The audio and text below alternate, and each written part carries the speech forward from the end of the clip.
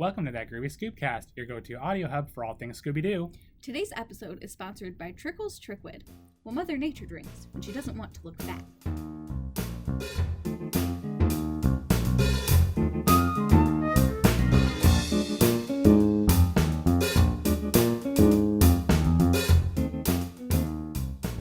Welcome back, guys. My name is Derek. And I'm Shannon. And today we are going to be reviewing Revenge of the Man Crab from Scooby-Doo Mystery Incorporated.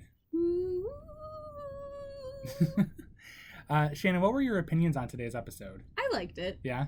I love Mystery Incorporated. Yeah, and I think that the show almost consistently has awesome monsters.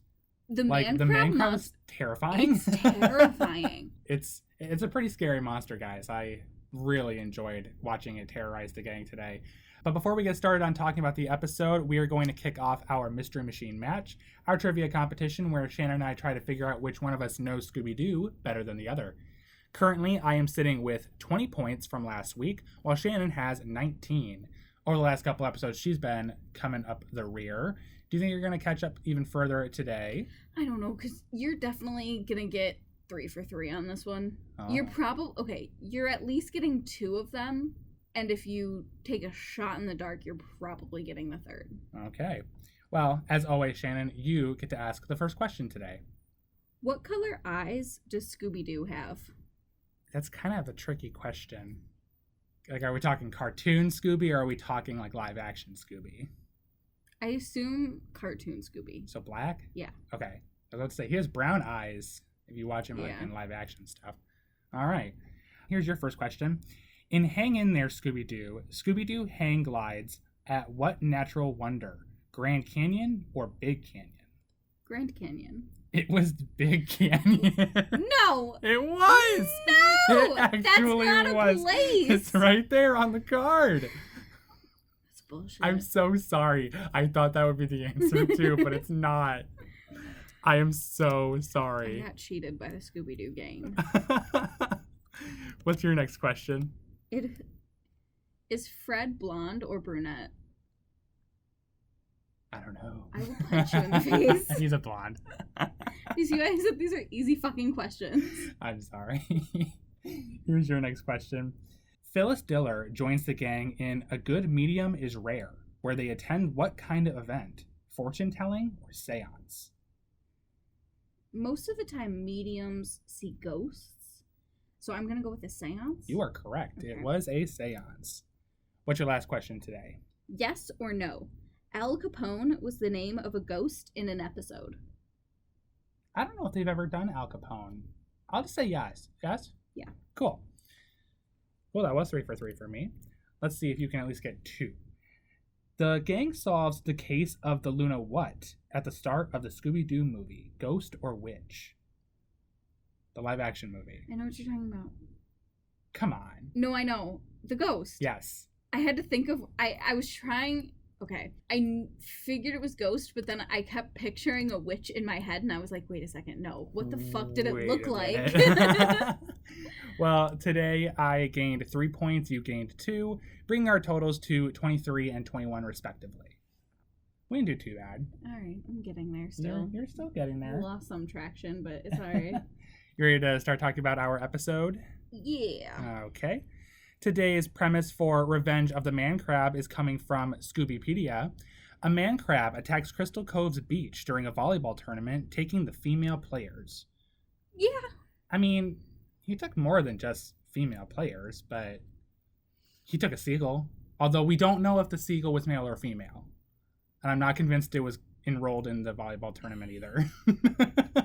He also took Dylan. I don't want to assume Dylan's gender. Oh, but Dylan wasn't. I don't think Dylan was in the tournament. That's debatable. He also took Daphne, who I don't think was in the tournament officially, but she was wearing a bikini. That's all you need. Our episode opens up with Dylan and Brenda. They're just a Crystal Cove couple. I think they go to school with the gang. Yeah. And they are setting up the nets for the volleyball tournament that's going to be going on the next day. And Brenda does not like manual labor. No, the only thing I have for Brenda is that she's annoying and I hate her. She's bored and sweaty as well. Yeah. As she claims. Dylan wants to give her water, to help the fact that she's thirsty and tired. She gets so offended. Because she will only drink Trickle's Trickwid. It's 100% diet moisture. I liked at one point when Dylan said that she's in such a crabby mood. I know. And then she gets attacked by the man crab. I said crabby mood equals crab attack. LOL.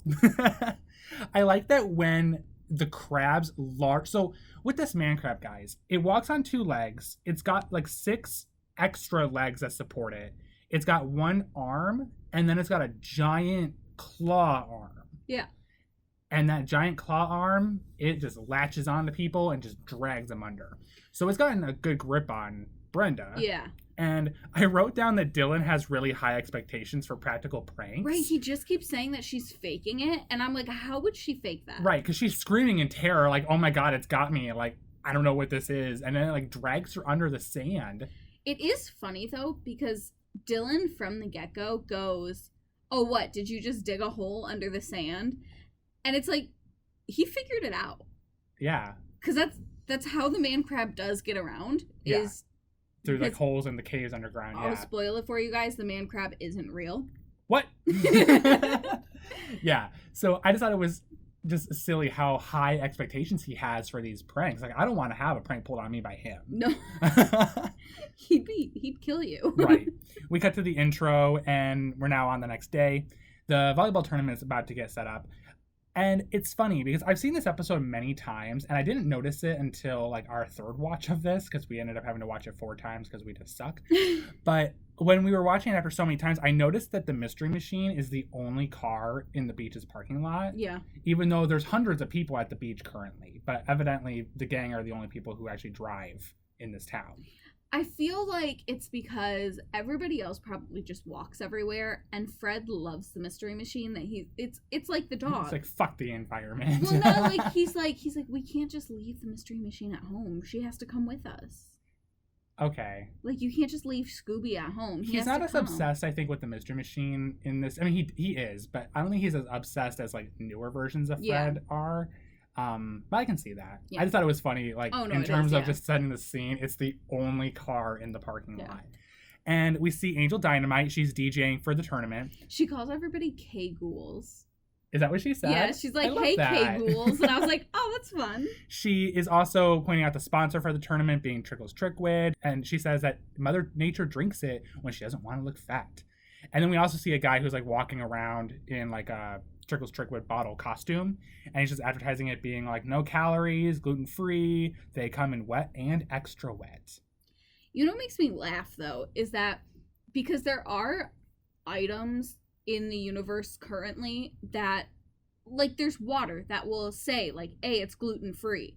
Most water is gluten-free. I would hope it is. You know, and so, but like, because I work at a convenience store, so like I see a lot of product as it comes in, and there is where like it's not water, but there is like products where all of it is gluten-free, but just one of them will be like, hey, we're gluten-free, and it's like, well, yeah, so is everything else. Well, I will say though, because when I worked at Cars Nuts is the trail mix company, it was like always a big deal when we could make any kind of call out on the packaging. Like, if we were able to say gluten-free, even based on a technicality, we would say it. Yeah. We would even say that for like low sodium or sodium free, or just any call out that we're able to say that doesn't sound too complicated.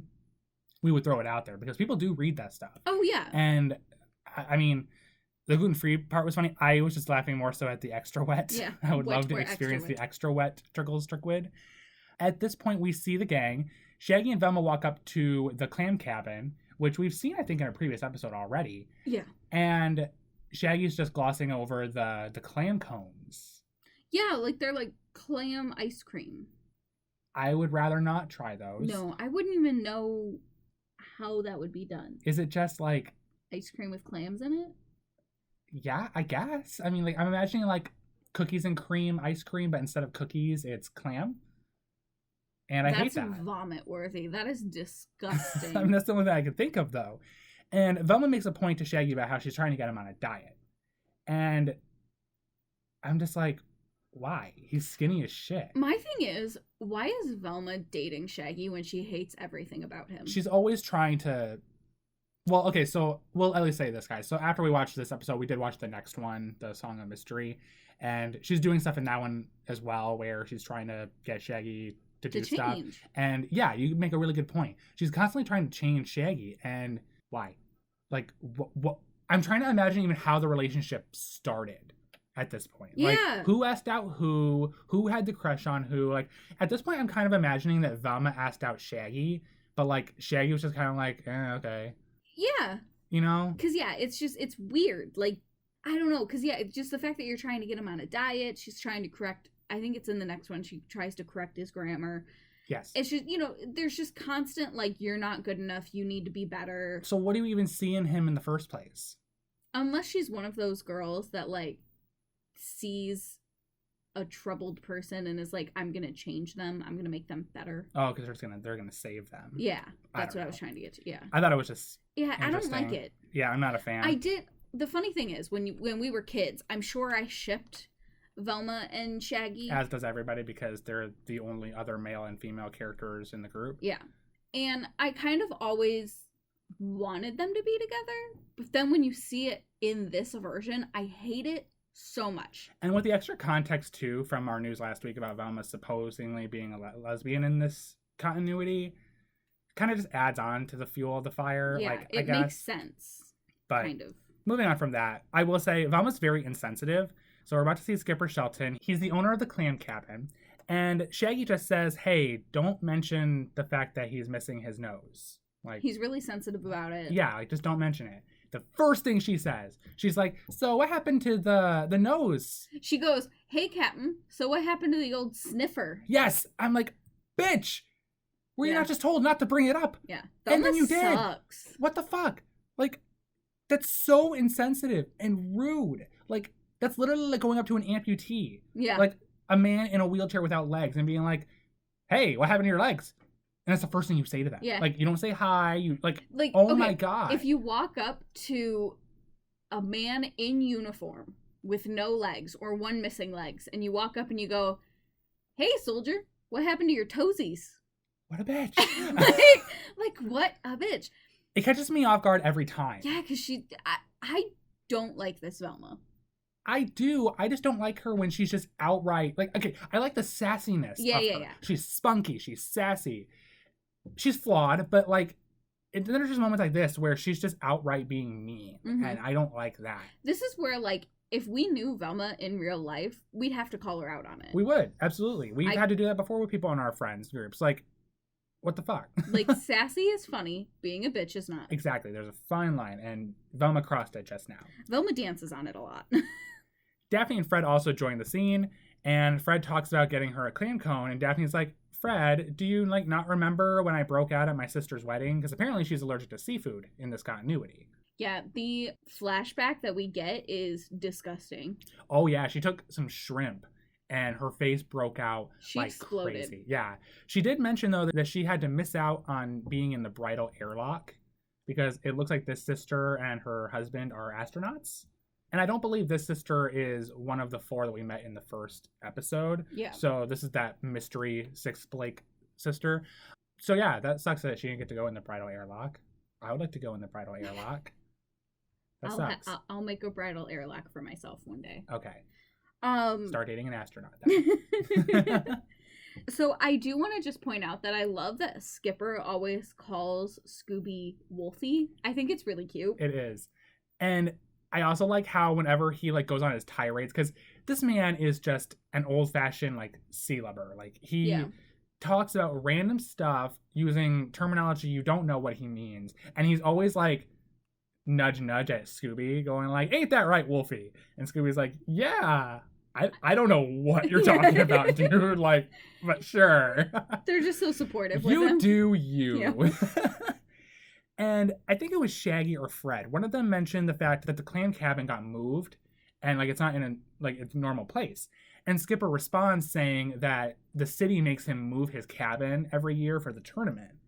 Or, like, I think they say every time there's, like, a city event. Something like that. But that can't be good for business. It can't be good for business, but then I'm also just wondering how legal that is. Like, well, and how do you move a whole ass building? I don't know. I don't know the logistics of this. And Yeah, I don't know. Because, I mean, I guess the beach is public property. Or city property. Well, that's what I mean. But, Yeah. I don't know. Yeah, because if the beach is city property, and I mean, the thing is, though, you'd have to rent the space. So would they just move the space? But again, how would you do that? How do you move an entire building? Because you also got to take into account, like, electrical setup and, like, water. Yeah, And, because he has, like... How are you setting that up? In either way, in either spot? Like, how are you taking it apart and just put... Like, how fast does that have to happen? The whole thing is just... It doesn't make any sense. I'm very interested. The only reason it's a thing is to set up Skipper as one of the suspects behind the crab attacks. And I'm just going to say right now, guys, it's not Skipper. So the city is just being a dick to Skipper, I think. Oh, yeah. Skipper gets like all fired up about this though, and he says that he's gonna go and take a clamming break. So he grabs a barrel all mad and he's like, watch my cabin, to the gang. And they don't. They leave. Yeah, they immediately leave, and I'm just like, okay. As they're walking away though, they show a sign inside the clam cabin that says clam soda. And that sounds so much worse than clam ice cream. Do you see my face right now thinking about that? Yeah, that's disgusting. Can we talk about the seagull now? So I want this seagull. So after the gang is walking away and Skipper is on his way as well, we see through the eyes of the crab watching them as they walk away onto the beach. And then we see a seagull that just lands right by where it just was, the crab. And then the crab just comes up and grabs it and brings it down. And I'm just like, why? Why? What did that seagull do to you? What possessed you to be like, yeah, I want a seagull? Because we later see like all the people that he's kidnapping put in a cage. And the seagull's there. The seagull's in the cage. And I'm like, you took the time to put that seagull in the cage. Yeah, what the fuck? I don't know. So then we go to the volleyball tournament, and all the gang is like sitting there watching the tournament go ahead. And my note for this is that Daphne is wet for Fred, but Fred is wet for Nets. He is not paying attention to her at all. No, but it is really funny because he says something about like, they're just so beautiful. And Daphne... He says that they're nylon and they're perfect for traps. Well, yeah, but before that, he just mentions like, they're just so beautiful. And Daphne jumps down his throat and goes, the girls? And he's like, no, the Nets. He's hard at that moment. Oh, 100%. But yeah, I mean, Daphne is very obviously into Fred. Fred just doesn't see it. No. Though. And then we see Shaggy and Velma on the bleacher in front of them. Mm-hmm. And they're getting close together. And then Scooby appears between them. And I just wrote that Scooby's being a cock block. So that's fun. Scooby has to know. Well, he does kind of get a hint on it because later Shaggy makes it kind of known. He slips saying that Velma is wanting him to go on the diet. And he's like, I don't remember how he plays it off. But then later on, Scooby tells him it's like, if you want to go over there, like, I won't tell Velma. So Scooby kind of has some kind of an idea, but he doesn't know how far it's going. Like he's aware that Velma and Shaggy have something going on, but he doesn't put two and two together that they're dating. Yeah. I think that's where they're at right now because like 2 episodes later is when it comes out, I think, and that's when Scooby's all like, about it. So I don't know. Inevitably, the crab does attack the tournament. It just ruins everything. I think Daphne asks if it's a crab or a man, and I think it is more crab than it is man. Because my thing is... Cast your votes, people. It wasn't until they're rescuing everybody and, like, underground, and I saw it running up the stairs on 2 legs, that it finally clicked of, like, oh, now I see how you thought it was a man. Right. Because... Well, it has, like, one regular kind of arm, too. Because, like, one of its arms is pretty normal size, and then the other one's just a gigantic claw. Yeah. But, like, it never really resembled a man to me. No, of course not. I'm trying to imagine, like, a more... human-looking crab, and it's disgusting in my head, but I feel compelled to draw it. Please don't. I might draw it. But no, so it starts out, it, like, reaches its claw up and grabs the volleyball, and then pops it. Because he's a jerk. Yeah. And then starts just terrorizing everyone and everything. Yeah, he breaks the nets. Sorry, Fred. But yeah, he starts terrorizing everybody. Everyone runs away. He does target the gang. I don't think on purpose, but he does start like chasing them. I think it's because at that point they were the last people standing on the bleachers. Yeah. With those kids that we also see throughout the episode. They're completely unsupervised and then they look like they're 5. Yeah, they are young. I don't know where their parents are, but they are not good parents. I made a note about how the crab grabs this one girl who was playing in the tournament and just drags her across the entire beach. Mm-hmm. She is screaming bloody murder. I would have a heart attack. Like, I think I would actually be dead before I even go under the sand. I do have a note that the crab is actually scary, which I know we've already said. It is, yeah. But I'm going to say that throughout this whole thing because, like, the crab is terrifying. Are you more scared of the man crab or the gator creatures from the Creeping Creatures episode? Because those were scary too. Okay, those were scary, but honestly, the man crab is out for blood. I think they're both bloodthirsty. I think what adds on to the scariness of the gator monsters was that there were 3 of them and the environment they're in. Because they're in Gatorsburg where there's nobody, and they're in that god-awful hotel that they were in that night. And they always attack at dark, and dark is always scary. Well, like, even remember that point where, like, they surrounded them on the bed. Yeah. But, like, I guess with the crab, though, it's actively taking people away, and no one knows where they're going. And it's doing it in just broad daylight. And it's fast. And it's fast as fuck, guys. That crab can move. Fuck boy. No, I'd have to go with the man crab because honestly, like, he does not give any fucks.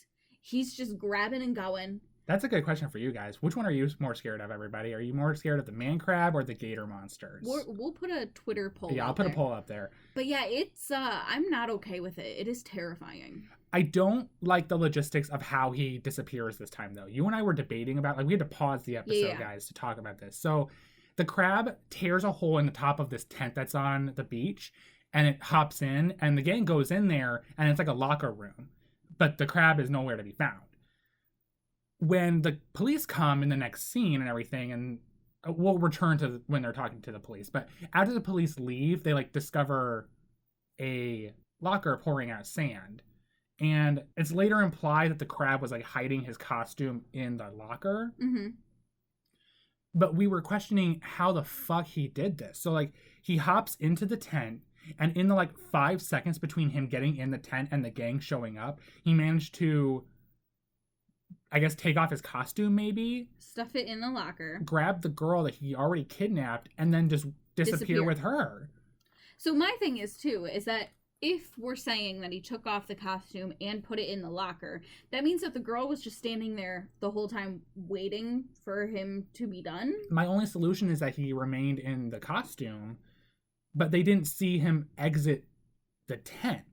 And the tent has a wooden floorboard, so I don't know where he disappeared to because, from what I understand, there's no, like, other entrance in there. I mean, it being a tent, I could see them, like, crawling out the back or something. But, yeah, you'd have to, I don't know, that's the thing, like, that's the only thing I'm confused on that I don't like. We'll return, though, to, like, when the police actually show up. So, the gang is telling Sheriff Stone about what happened, and then we meet Peter Trickle. So, he's the founder of Trickle's Trickwid, and he insists that they cannot close the beach or cancel the tournament, because, as he says, it's bad for business, or he's like, clearly you've never gone to business school. Yeah. So Velma goes, you can't just stay open after a giant crustacean attacks your tournament. And his response is, young lady, you clearly didn't go to business school. And my answer is, sir, you clearly never watched Jaws. Right. Like, when he said that, I was just like, bitch, watch me. Yeah, right? Like, excuse me, sir. Because I'm sorry, I don't care how much I paid, which I don't think you really had to pay to get in there. It seemed like a pretty public But event, if it was like let's say it was a weekend thing and you had to pay, even if it was just something like, I'm thinking something like Coachella, okay? Coachella weekend and a fucking crab monster attacks. I don't care that I just spent like even $1,000 to go. I'm not coming back the second day. I'm going home. Right. Right. The sheriff says, yeah, there's nothing we can do. Our motto may be serve and protect, but it does not serve and protect against a man crab. Thank you, Sheriff Stone. Yeah, I put the sheriff continues to be useless. I know, right? So this is at the point where they notice the sand pouring out of that particular locker we just mentioned before. Yeah. The name on the locker is Skipper Shelton. There's like a sticker. Yeah, and the thing is, like, it's the only sticker. Yeah. On the locker. I would and have also, peeled it off. Why would he even have a locker? He has the clam cabin. Right. Like, I don't care if it's being moved every year because of the tournament. Like, I'm pretty sure he lives there. I know. Where does Skipper live? Does he have a boat? Do you think he has to have a boat? Yeah. So why would he? So he need lives a in the locker? cabin or the boat. He does not need a locker. No.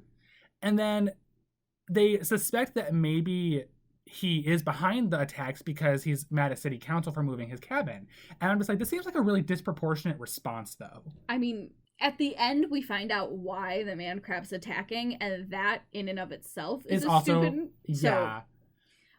I don't know. It's just it was just a bit of a leap right there, is what I'm saying. Oh yeah, it was kind of a stretch to say that it was Skipper. I mean, I get it, but like that'd be my thing is first off, why does he need a locker? And then of all the lockers, because they all have like names or numbers on them, but then that one specifically has a crooked sticker. Like it looks like it was just slapped on Which there. Which it was. And it just says Skipper Shelton, and it's just slapped on there with like tape or whatever. Like it doesn't look good. Right. So it doesn't look like somebody actually did it. So I, first off, would have just peeled it back to see what number it was and maybe seen if somebody had rented that number. Like go talk to the locker rent people. Like been an actual detective agency. Right. But yeah, sure, just blame Skipper. It's fine.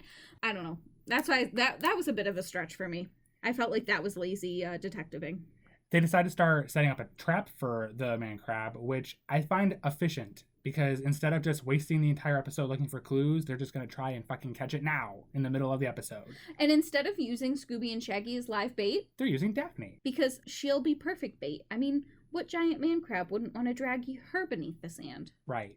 I think this answers our question earlier. I think Fred did suggest that she pose as a volleyball tournament player because he calls back in the day, I'm assuming their freshman year of high school, when she was on the volleyball team, like she used to play volleyball. And she's like, well, I wouldn't exactly say play. And they do like a little cutback just watching her get slammed by the volleyball. Yeah. And this is actually a note that I just wanted to throw out there. I've been thinking about it over the last few episodes we've watched from this series. They do these flashbacks, which are really funny. They are kind of like Family Guy-esque, but they're kind of exclusive to the early episodes of the show. Yeah. I don't know if anybody else has noticed this, because I've watched this series a few times, that they kind of break away from that flashbacky gag thing after the first maybe 10 episodes, I think. I think it's also just like once the show starts to get more serious, they stop kind of flashing back to the funny stuff. Maybe. I don't know. It's just something I observed because I feel like they've done a couple flashbacks already besides this one. And it doesn't really continue and live on through the following, like, the second season and stuff. Anyway, this is also when Shaggy and Scooby, they're, like, watching out to set the trap once Daphne lures over the crab. And Shaggy's, accidentally letting slip that Velma is making him go on the diet. Fred shows them how the trap is going to work, which we know is going to fail because Scooby and Shaggy are a couple of idiots. And then we see Daphne in the Mystery Machine changing into her bikini. Velma's with her. And I made, like, a note of all of the events we learn and see in this scene because it goes real fast. It's funny. And they all happen at once. So I made notes that Daphne has pointy boobs. Fred likes shiny things. Dawn, Daphne's sister, has a sixth toe. Then the crab attacks. Velma died. And also I made a note that Daphne claims that her dad was once half naked sucking on an unopened can of soup when they came home from a family trip. Yeah. So yeah. The funny thing with Dawn, because I looked it up, she's actually the model sister. Okay. So the model sister has a sixth toe, which we never really find out where it is. Because Are you suggesting it's not on her feet? I don't know. Because she goes, Dawn has a sixth toe on her, and then it gets cut off. Maybe. So I don't know if she was going to say left or right foot. I don't know if she was going to say, like, on her ass. Like, where's the sixth toe? I like that she threw out the secret, though, because she was trying to defend her secret of liking Fred, even though just a second ago she told Velma that she's putting on the sunscreen to try and get Fred's attention because he likes shiny things. Yeah. And it's like, clearly you're trying to get Fred's attention, and you just said that to Velma. And now you're mad at her for maybe even suggesting that you two have a thing when she's really talking about Shaggy. Yeah. Because Velma's going to ask her for advice about Shaggy. See, and that's the thing that I don't love about Daphne is that she's so self-centered about that whole situation. Like, just in that situation right there, she's just so like, well, you like a guy, right? And she got so mad. And it was like, Velma was actually going to ask you for help and probably tell you about Shaggy. But then you had to go and be a bitch about it. And throw your sister under the bus. Throw your sister under the bus. Speaking of throwing, this is when the crab attacks. Man. Grabs Velma from behind Daphne because Daphne doesn't see this happen and just chucks her into the mystery machine. She's unconscious. We don't see her again after that for a moment. Like, she's dead. I think she actually died. Yeah. And the Velma we see after that is a clone. Like, I'm convinced Velma died right then and there. It's a clone. So Daphne's running from the parking lot back to where they set up the trap. Shaggy, having been told by Scooby that he won't tell Velma if Shaggy goes to the clam cabin, he accidentally sets off the trap and traps himself and just ruins everything. Daphne then gets dragged down into the sand by the crab. Okay. Really dramatic and scary, as always. I had made a note here that I kind of wish that they would have killed Daphne off in that moment. Not because I don't like Daphne, but because that would have been an amazing death scene. Mm-hmm. Like, she just gets dragged under. Her last words are just like, Fred, help me. As we see her face, like, just sink under the sand. Yeah, Daphne's just gone. Well, her and Velma, they're both just gone. Yeah. Dead in episode 4 of 52 of Mystery Incorporated. Daphne dying in that moment really sets Fred off, and he is now broken. He says that she was so shiny. I know. So it did work. They're now at K-Ghoul. Fred is still doing like a digging motion because he was digging in the sand trying to save Daphne back at the beach. He's been doing this nonstop since that event. Shaggy is also sulking because, he set off the trap. He ruined everything. Even all the food that Scooby is feeding him is just not helping his mood. He says that the only reason it happened was because he tried to eat healthy, so he's never going to do it again. Yep. I mean, I don't know if I'm Or it was just your lack of self-control that, hey, you know what? I don't know, Shaggy. I think they're both just partly responsible. I think you're both pieces of shit. That's fine. So they hear a knock on the door. It's Mr. E. He's dropped off a clue. They get a newspaper clipping about 4 kids who disappear in the caves. But it's ripped. It is ripped. We will talk about this post outro music of this episode. And then they also get a 8-track. And Fred thinks that you play 8 tracks on the record player. And he gets so upset. He's like, it's not working. Yes. And then Angel's just like, it's an 8-track, Freddie. Old school, baby. So she plugs it in and gets it going. I just like how Mr. E is very inconsistent in his communications as well. Yeah. Like, first episode, he calls them on the phone. Second episode, he steals their engine to the mystery machine and leaves a letter. Third episode, he leaves a CD in a restaurant menu and hopes that they get it. And now he's sending them an 8-track? It's just very confusing. He implies, so he says that this isn't the first time that kids have gone missing in Crystal Cove. Yes. And maybe they should look into it. So my whole thing is that, like, yeah, when people go missing, like, you should look into it. But that instance and this one are not connected remotely. No. This is a crab attack. So when he says that, it implies to me that the crab did it. Yeah, that the crab has attacked before. This isn't the first time the crab's attacked. Because it's just very weird. I don't like that. I will say, though, in his defense, the newspaper clipping was included because the kids that disappeared in the article were last seen at the caves. Yeah. So that's their clue to go to the caves because that eventually leads them to finding everybody who's been kidnapped. So that's why he did that. But I hear your point about leaping from apparently this crab has done this before. So they're going to follow that advice, but first they're going to stop at the library. I think because maybe like the article, because it wasn't complete, maybe they have to read it or something. Maybe. Or, I think they were actually looking at the date from that newspaper because they were going to see what else was going on. Is this when Velma referred to this part of the library as the morgue? Yeah. I think it is. I'm like, that's a really morbid description of a location in the library, but okay. I've heard parts of that before. I have never heard of it, but... Maybe not in real life, but maybe in like other shows or something. But yeah, I don't know. They do find the newspaper from the date that the clipping was taken from. And she talks about how back then, this was when Skipper Shelton was being told by the town that he had to move his cabin. Yeah. And he said that he cursed the whole town. And He's I'm like, witch. Also a really disproportionate response.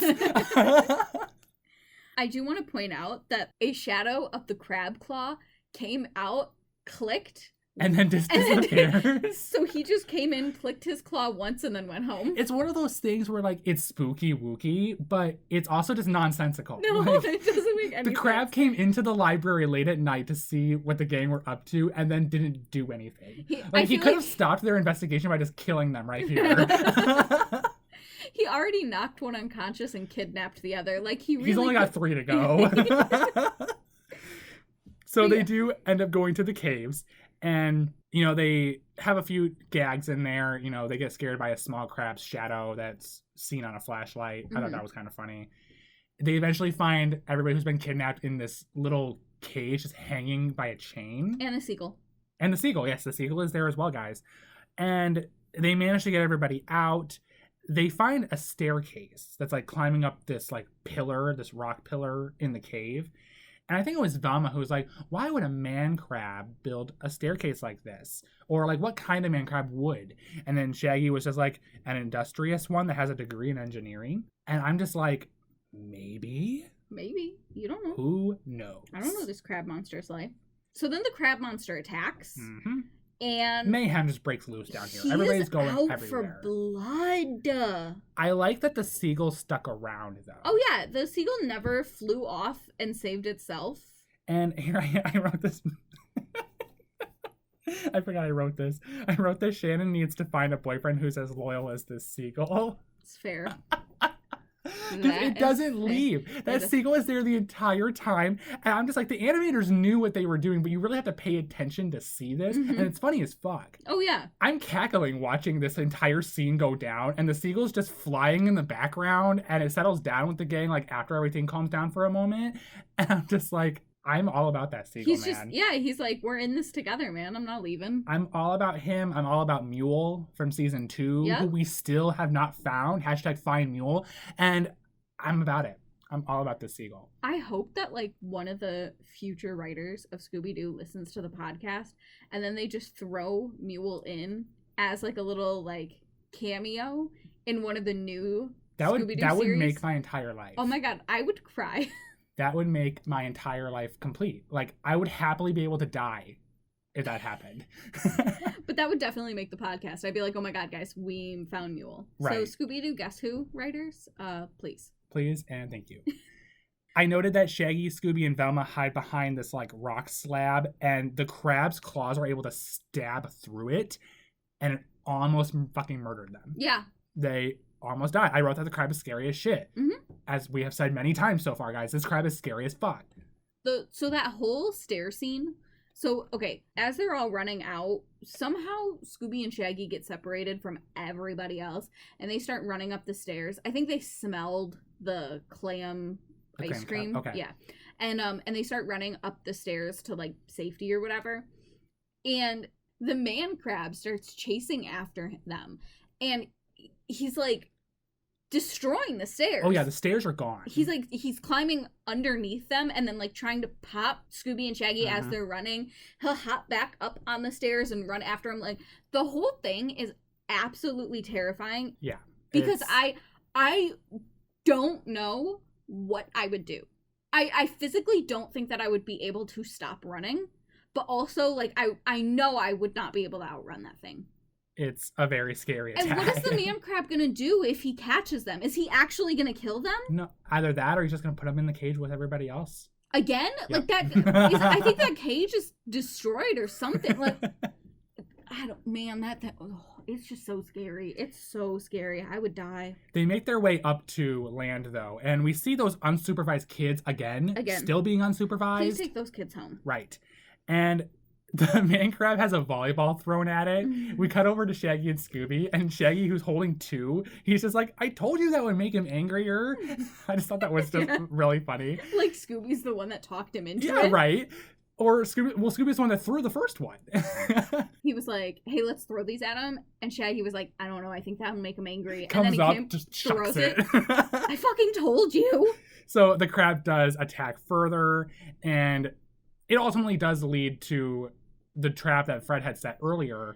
You made a note about it. Okay. Like, when did he ever reset the trap? I have 2 things for that. First off, the crab monster jumps like 20 feet in the air.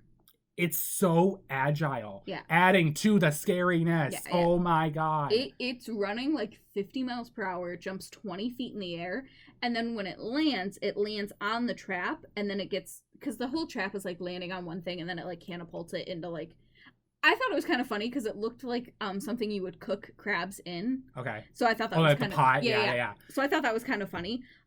But my whole thing there was, when did that trap get reset? Right. Like, did they take the time to reset it after Daphne disappeared? Because I know that Fred's been in a very fragile emotional state. Fred is broken. Since Daphne was gone. Yeah. So there's no way Fred reset that, because he's been broken. Because when they went to Angel after Daphne disappeared, like, Fred is still digging. And Velma mentions, like, he hasn't stopped digging. All the carpet in the mystery machine is all, like, scratched up. And I don't think Shaggy and Velma have the know-how to reset it.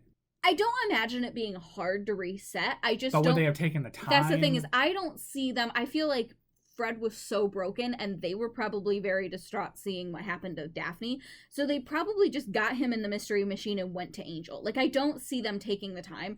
The only thing I can imagine is before they went into the cave, maybe they reset it. But the whole thing is why? Because in my head, like, that trap's already done. Because they're not going to... Because I don't... Unless they're planning on eventually leading it back there.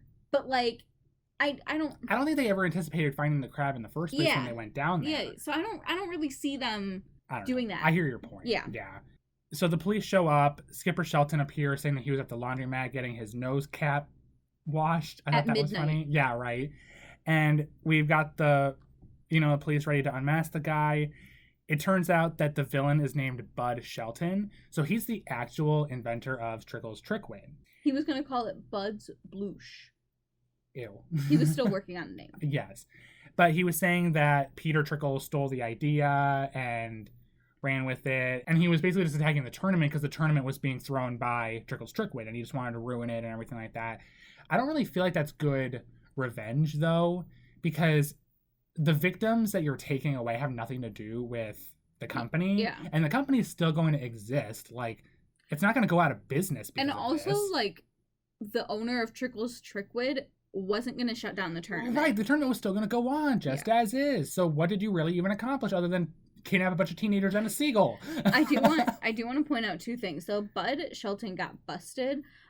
Velma knew that it was Bud because when they were looking something up, she saw the same mole pattern as the guy who was passing out the water. Yeah, the mascot. It was the same guy. Yep. And so she was like, "Oh, that's the villain." And I'm like, "That is weird, but okay." And so then they were like, "Well, hey, since he stole your idea, why didn't you just sue him?" And he went, "Are you kidding me? Lawyers take forever." Dude, you built an entire crab costume. You dug holes all around the beach to get access to the caves. You built that entire staircase thing. Dude, what the fuck are you doing? Like, you literally could have walked into a lawyer's office and been like, "Hey, this guy," like, that's an open and shut case. That would not have taken forever. You would have been so much better off in this case. And I was worried he was going to say that it was too expensive, because no, it fucking wasn't, because you built that man crab costume. Like, you spent so much more money than you needed to. Do not tell me that did not cost a fortune, dude. Oh. So, yeah, I thought it was kind of silly. After he's taken away, we are now back at K. Ghoul.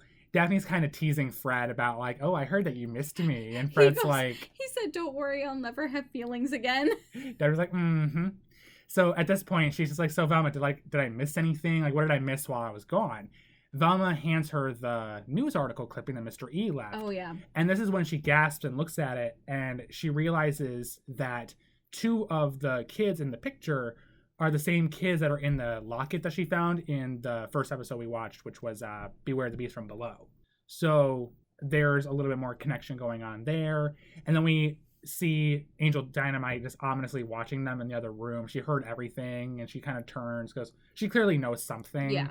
Because she also took the article earlier and, like, took a closer look at it. And Velma was like, "Do you know them?" And she goes, "No, it's nothing," like, whatever. And we don't really expand upon that further. So we're kind of getting more meat to the overarching mystery here. And again, guys, if you have watched the series and you want to hear our thoughts on this, we'll talk about it after our outro music so you can hear it with the spoilers. If you have not watched this episode or the whole series, guys, make sure you guys stop listening at the end. But that was Revenge of the Man Crab. What did you award this episode on the Scooby Snackometer, Shannon? I gave it an 8. Okay. I actually did too. Okay. Expand on your thoughts. What did you think of it? So, the man crab, fucking terrifying. Mm-hmm. If it weren't for... I can't deal with why the man crab exists. Mm-hmm. And that's the whole reason I didn't give it just like a full-on 9-10. Yeah. Because that's stupid in and of itself. But, terrifying man crab. Great episode. I love Mystery Inc. Yeah. Yeah, I also gave it an 8. I brought it down for the same reason, because I wanted to give it a 9. My only problem about the man crab existing is not really the fact that it exists or the whole plan behind it. Like, because they have these gag motives in this show, which doesn't bother me. My pet peeve is when the villain is a character that we have not been introduced to already. Like, he appeared in the episode, but like he wasn't a character. It wasn't like, hi, my name is... We never got a name. We never got any kind of motive. He was never a suspect until Velma saw the article in the morgue. But she doesn't tell us that. Like, we, the viewer, don't get that information. We just kind of get it in a flashback that Velma's talking about, saying like, oh, well, when I saw this article and blah, blah, blah, and I saw him have the same freckles on his face as the guy, like, it just seemed like a real lazy way for them to explain away the fact that the guy wasn't actually a suspect in the story. And for that, I can't give it a 9. It feels just the same as when the villain is somebody that we've never even seen. I also have another question too. Sure. If you steal the idea from somebody, why would you make that somebody your mascot? That's a good question. Unless he's doing it in secret, like maybe he got employed like under the table. I mean, because Peter Trickle, he's like the CEO, so I mean, imagine he's not like in charge of all of the hiring and stuff. So no, but I feel like you would kind of put it out there, like this guy's can't work for us. Yeah, but then I don't know. It just, I hear you. Yeah. It's just weird that like he got, because I mean, yeah, the CEO isn't going to be like, yeah, for this random tournament that we happen to be giving them money to put on, and this is the mascot. Like, he's not going to pay attention to all that, I'm sure. But like, it's weird. I also just don't like that he went and got employed with them. Yeah. Like, why? You know, that's a good question. Yeah. But all in all, I think that's the only reason that I didn't like, because the episode was really funny. There were a lot of funny things going on. This episode. The seagull itself. I can't get over the seagull. He needs an Emmy. He needs a spinoff. Like, I want to watch a spinoff about this seagull and mule. They team up and they fight crime. No. No, but what I would love is if it was like, I want like a behind the scenes like blooper thing where it's just like the seagull in every single episode for the rest of the season. Kind of like the snail in Adventure Time. Yeah. Like it's somewhere in the episode. Yes. Can we do that? I want the seagull somewhere in every episode from now on. We need the team that got behind Mystery Incorporated just to go back and re-edit every episode, and that seagull needs to be somewhere. Just one scene from every episode. Yeah, like it doesn't even need to be doing anything. Like, it can just be sitting in the background. Yep. I would be happy with. Put him on top of the clam cabin. I want a spinoff. Yeah. I want to know more about the seagull, his backstory, his lore. I want all of it. But with that, you giving an 8, I give it an 8. That Groovy Scoobcast is awarding Revenge of the Man Crab an 8 out of 10 on the Scooby Snackometer. Very happy with that. Very happy. Honestly. So next week, we are going to be moving on to Be Cool Scooby-Doo. Shannon, would you like to randomize what episode we're going to be watching? Yeah. Okay, here we go.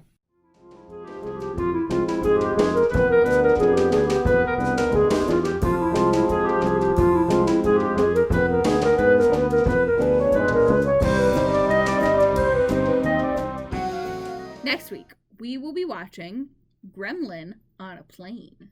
Snakes on a plane. Ooh, I want these motherfucking snakes out of this motherfucking plane. All right, here is the premise for this episode, guys, coming from Scoobypedia. A gremlin sneaks aboard the maiden voyage of Air Gigantica, which Daphne reveals she has a great knowledge about piloting when the gang are invited for a ride. I remember watching this episode. It's really funny. I think I've seen it like twice. Have you seen this one? Maybe. I don't know if you recognize that monster in that picture right there. Vaguely. Okay. I mean, I know that we've watched... I know I've at least seen all the episodes once. Okay. But it's been a while. Yeah. But yeah, that's what we'll be watching next week, guys. I'm excited to talk about it. Scooby-Doo fun fact. So it's actually from this episode.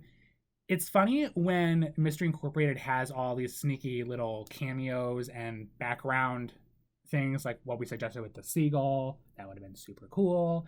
But today we get 3 cool little cameos. At one point when we see the Trickle Strickwood mascot walking around the beach advertising the drink, we see a grown-up version of Bam Bam and Pebbles from the Flintstones just in the background, which I thought was kind of funny. I love it that this show does like Hanna-Barbera-esque connections, because then we also see another character who she appears in more than just this episode. She's a student that goes to the Crystal Cove High School. She's supposed to look like Susie Chan, who is part of a mystery Scooby-Doo clone from Hanna-Barbera called Mr. Chan and the Chan Clan.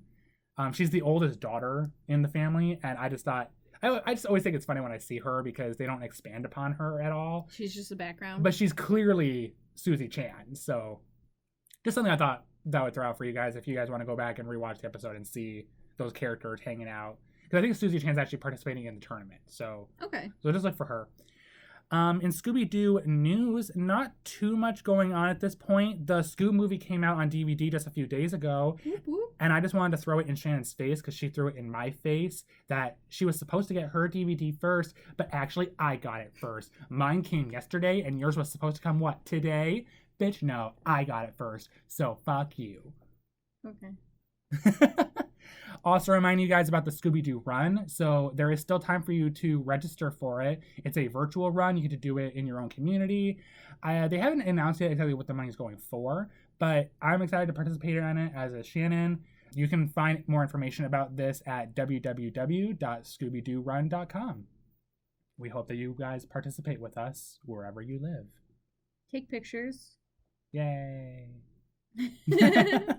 So if you guys want to talk to us about Revenge of the Man Crab, Gremlin on a Plane, our fun fact of the week, or really anything Scooby-Doo related, you can find us online. You can find us on Facebook at That Groovy Scoobcast, Twitter at Groovy Scoobcast, or Tumblr at That Groovy Scoobcast. You can check out our website at www.thatgroovyscoobcast.com, or you can shoot us an email at thatgroovyscoobcast@gmail.com. And with that, we hope that you enjoyed That Groovy Scoobcast. Come back next week for a Scooby Snack-filled time. Bye, guys. Bye!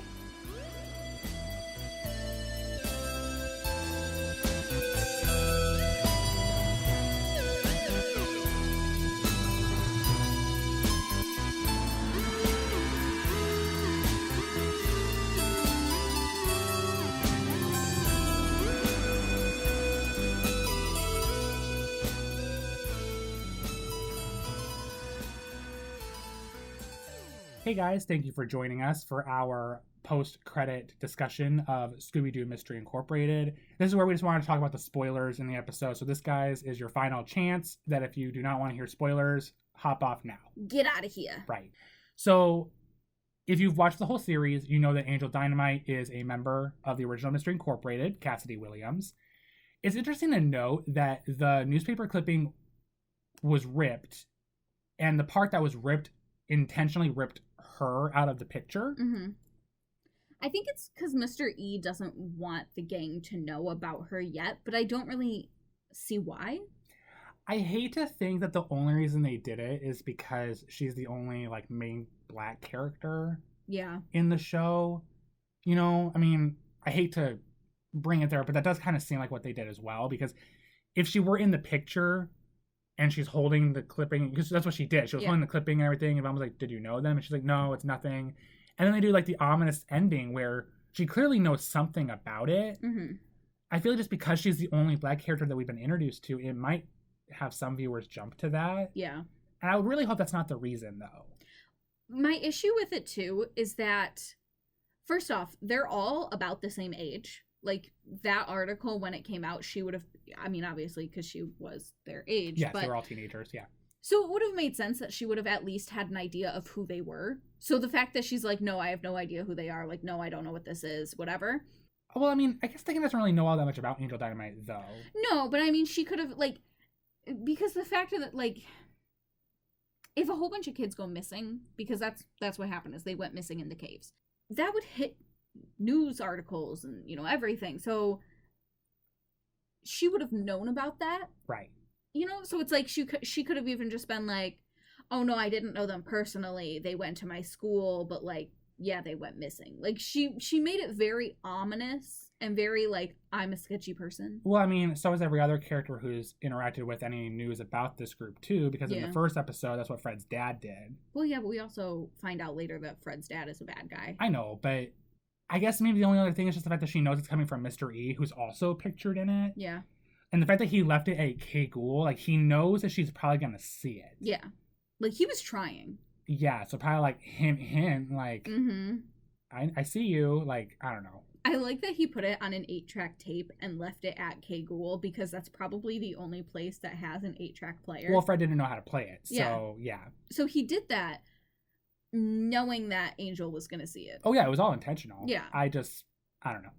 That's really the only thing we have, guys. It's just that Angel was in the picture, and she was intentionally ripped out of the picture.